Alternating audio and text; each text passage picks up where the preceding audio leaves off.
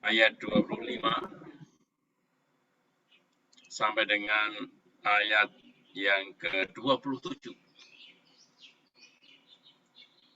Mari kita siapkan hati kita untuk mendengarkan Injil Tuhan.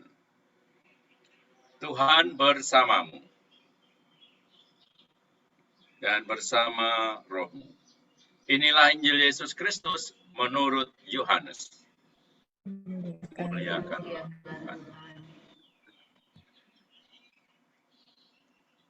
Dan dekat salib Yesus berdiri ibunya dan saudara ibunya, Maria istri Kleopas dan Maria Magdalena. Ketika Yesus melihat ibunya dan murid yang dikasihinya di sampingnya, berkatalah ia kepada ibunya, "Ibu, inilah anakmu." Kemudian katanya kepada muridnya, "Inilah ibumu." Dan sejak saat itu, murid itu menerima dia di dalam rumahnya. Demikianlah Injil Tuhan. Terpujilah Kristus.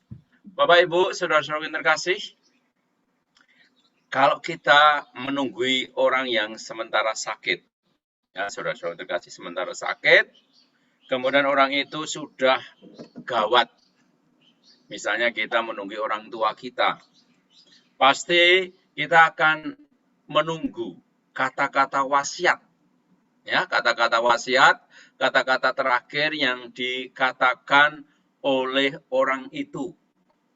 Dan biasanya kita akan melakukan apapun yang diminta oleh orang itu. Ya misalnya, kita punya orang tua sakit, papa kita sakit, kemudian ketika dia sudah menjelang ajalnya, lalu dia mengatakan, "Anak-anakku, nanti kalau saya mati, tolong saya dibelikan peti yang bentuknya kayak cengkeh itu. Ya, utuh. Ya, kayak cengkeh itu, tolong ya." Nah, ketika orang tua kita mengatakan itu, ketika dia meninggal, anak-anaknya pasti akan melakukan itu. Kalau enggak, akan ada rasa bersalah. Nah, saya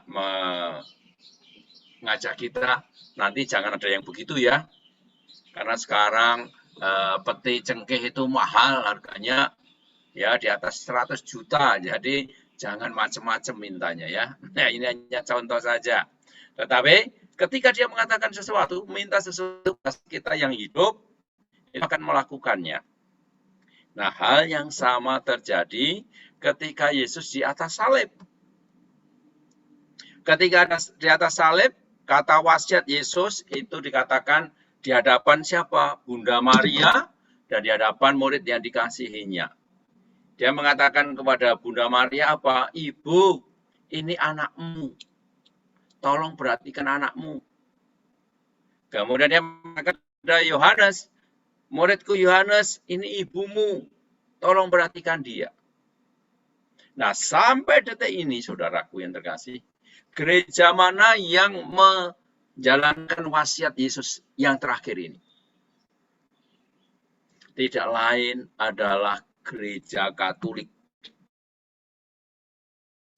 Gereja satu-satunya yang menjalankan wasiat Yesus di atas kayu salib.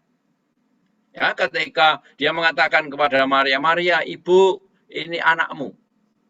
Dan sampai detik ini, Bunda Maria itu ada bersama kita. Dia merawat umatnya, merawat anak-anaknya, kita semua. Ya.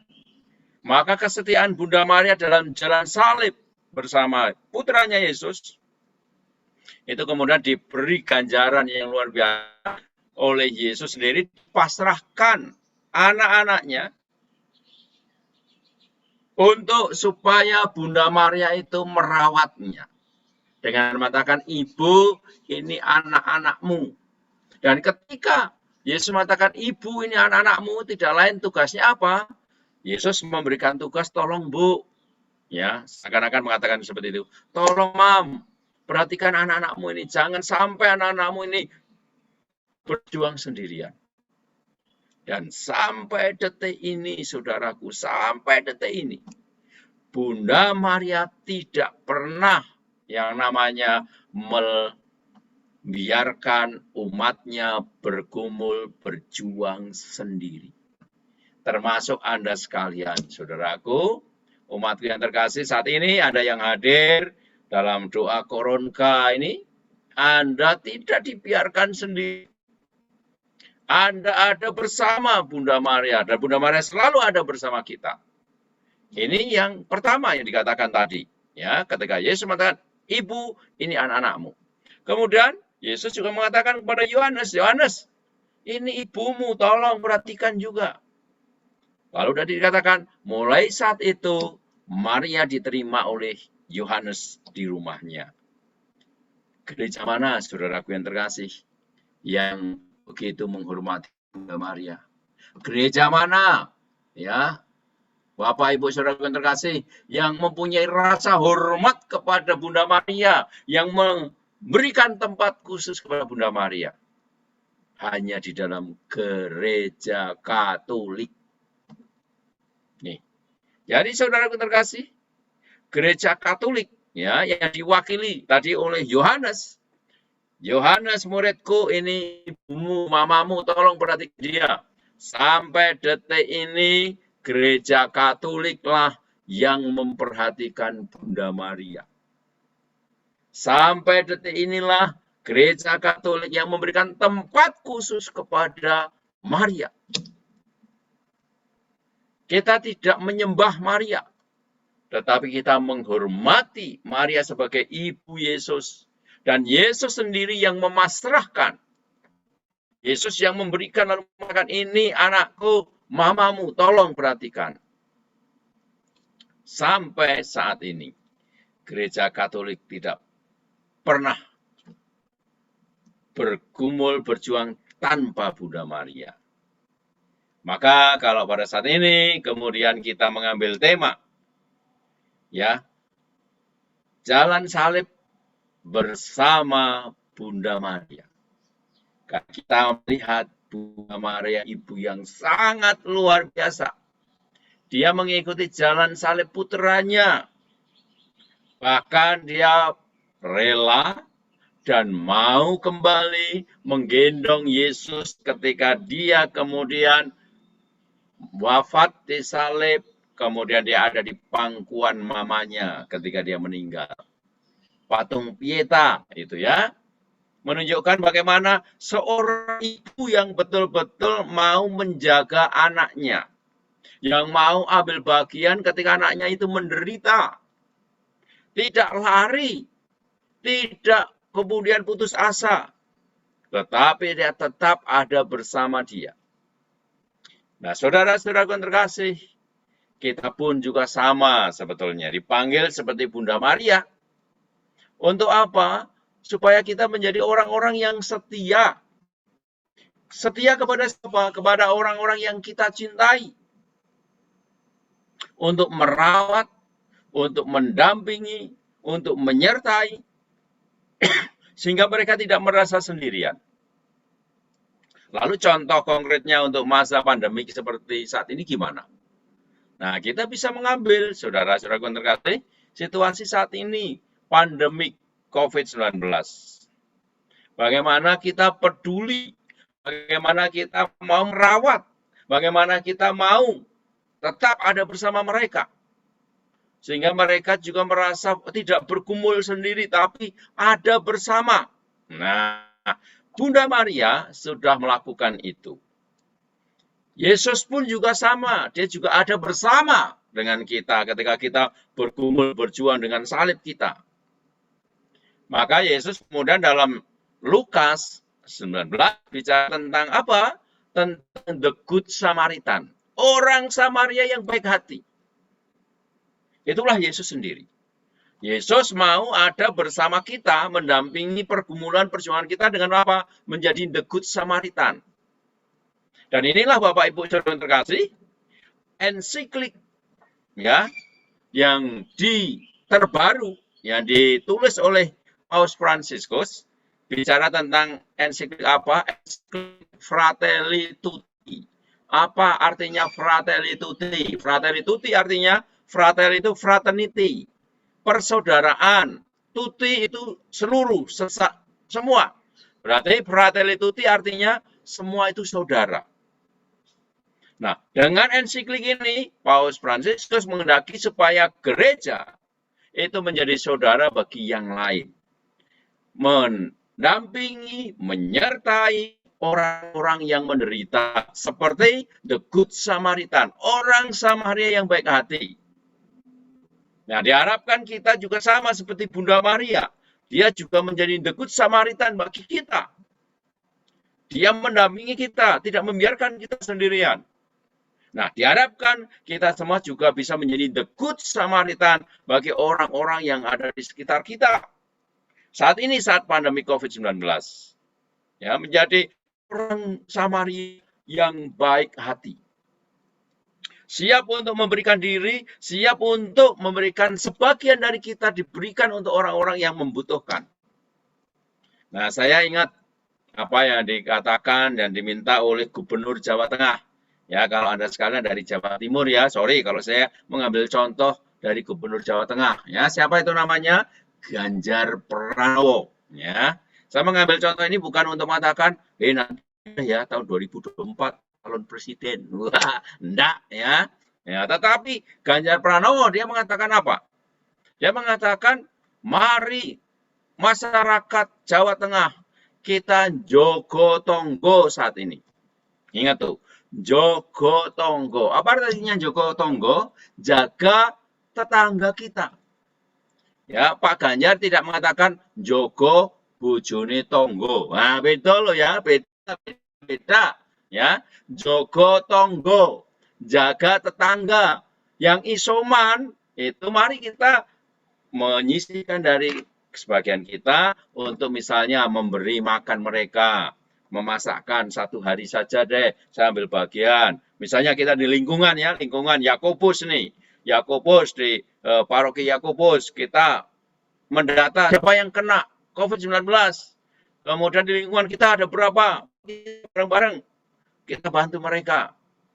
Karena mereka mungkin nggak bisa masak dan sebagainya. Yuk kita untuk makan siang, makan malam, membantu. Itu bisa kita lakukan. Bagian dari apa? Menjadi the good Samaritan. Nah, mungkin Bapak Ibu Saudara yang terkasih juga akan bertanya, Romo, apa yang dilakukan sebagai seorang Romo di masa pandemi ini? Ya, COVID-19. Ya, kebetulan Bapak Ibu Saudara yang terkasih, ini alumni COVID-19. Alumni saya ya. Saya ini lulus tanpa ujian. Alumni saya lulusan terbaik ketiga. Di Rumah Sakit Karolus, Jakarta. Lulusan terbaik pertama itu Romo Bambang Rudi. Dia di rumah sakit 45 hari. Lulusan terbaik kedua Romo Hari Liong. Itu 41 hari. Ya, lulusan terbaik kedua. Lalu saya lulusan terbaik ketiga, 35 hari di rumah sakit Karolus. Dan saya 2 minggu di ICU. Antara hidup dan mati. Tapi puji Tuhan, saya diberi mujizat oleh Tuhan. Lalu Tuhan mengatakan, hey Handoko, you jangan mati dulu. Ya, masih ada yang membutuhkan renunganmu. Misalnya, di paroki Yakobus Surabaya itu mau mendengarkan renunganmu ojo mati dhisik ya, jangan mati dulu. Saya bilang oke siap Tuhan ya.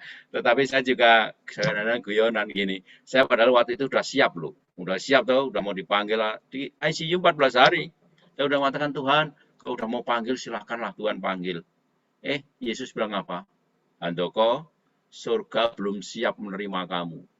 Ya, belum ada tempat bagimu, masih waiting list kau. Ya, kamu dulu, kamu sembuh, kamu sekarang memberikan kesaksian dulu. Nah, lalu saya mengatakan, oke siap Tuhan, saya lakukan. Nah, apa yang saya buat di masa pandemik ini, Bapak Ibu Saudara yang terkasih? Misalnya ini, ya di bulan ini dan ini bulan Agustus ini tanggal terakhir ya 31. Besok sudah 1 September. Apa yang saya buat di bulan Agustus ini? Saya sejak awal Agustus sampai sekarang itu bekerja sama dengan seseorang ya yang dia buka warung makan. Dia buka warung makan ayam goreng dan ayam bakar. Lalu saya mengatakan begini, saya sebagai seorang Romo, sebagai ungkapan solidaritas saya dan juga kemauan saya untuk ambil bagian, saya mengatakan, Ibu, tolong satu hari itu berapa ayam yang tidak terjual? Berapa ayam yang tidak terjual? Itu saya beli, kemudian tolong itu lalu dibagikan ke orang sekitar Anda. Berapa potong yang tidak terbeli? Itu dibuat satu paket, kemudian berikan orang di sekitar Anda. Sehingga saya dari tanggal 1 sampai tanggal ini, tiap hari saya tanya, sisanya berapa? Tapi bukan makanan sisa loh ya, makanan yang tidak terjual, kemudian itu jam 7 malam dibungkus, kemudian diberikan ke orang-orang untuk makan malam. Ya, misalnya satu hari bisa 15 paket, ada 20 paket, saya beli.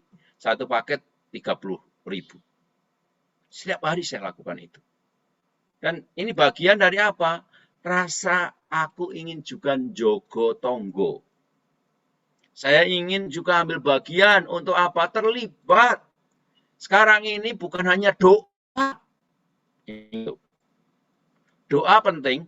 Ya, kita doa koronka kayak gini penting Bapak Ibu Saudara yang terkasih. Karena saya juga merasakan the power of prayer itu oke. Dan sangat luar biasa. Ketika saya itu di ICU, saya nggak bisa apa-apa. Saya bisa sembuh karena doa umat loh. Doa Anda sekalian. Tetapi doa belum cukup kalau hanya doa untuk saat ini.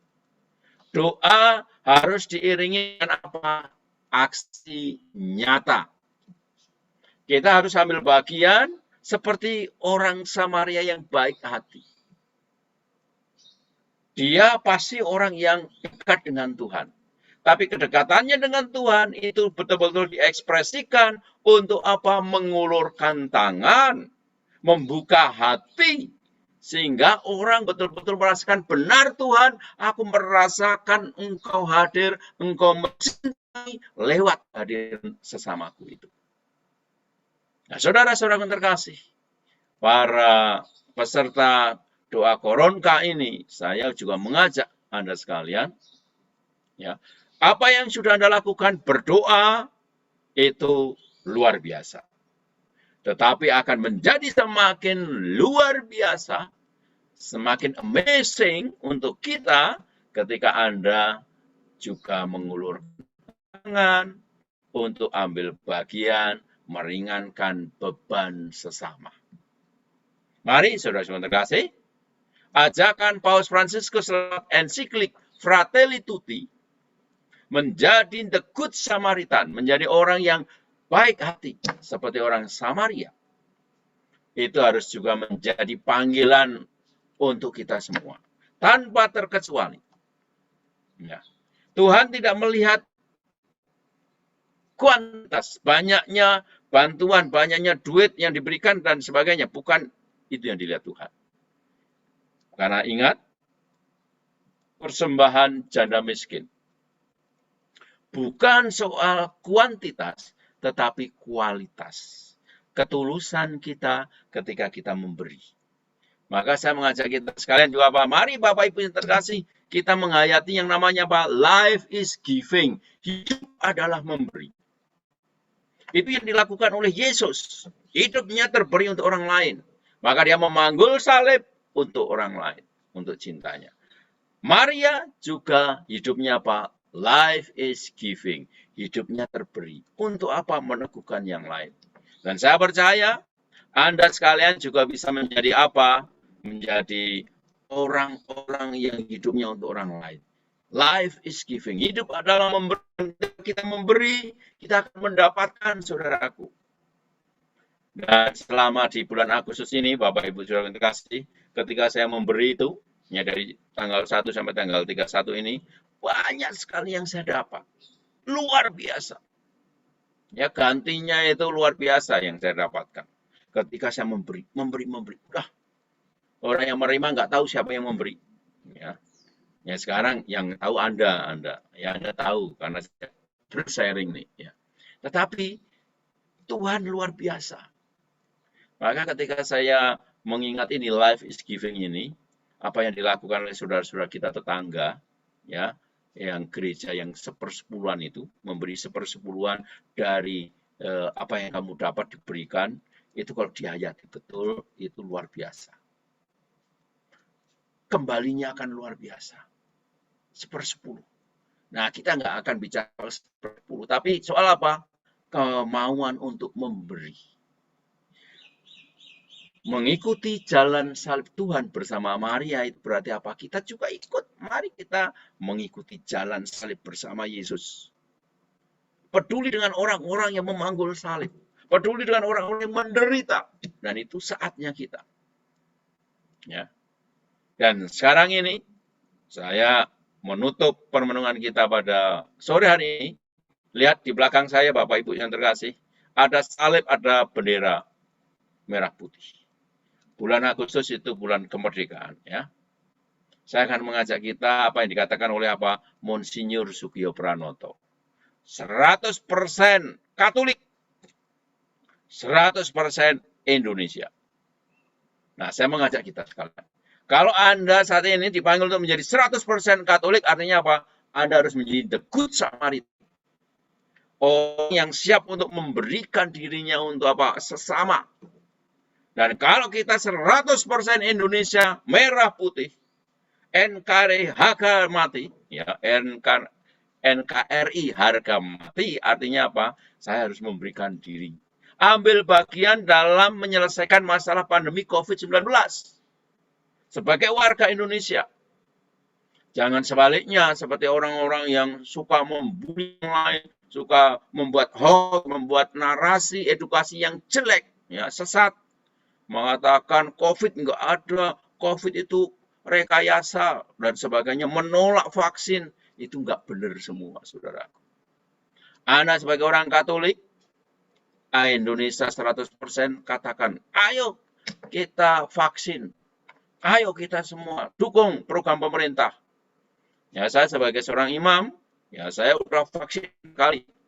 Bahkan sekarang karena saya juga seorang yang kesana kemari untuk memberkati jenazah ini, sekarang saya udah booster, ya vaksin ketiga saya.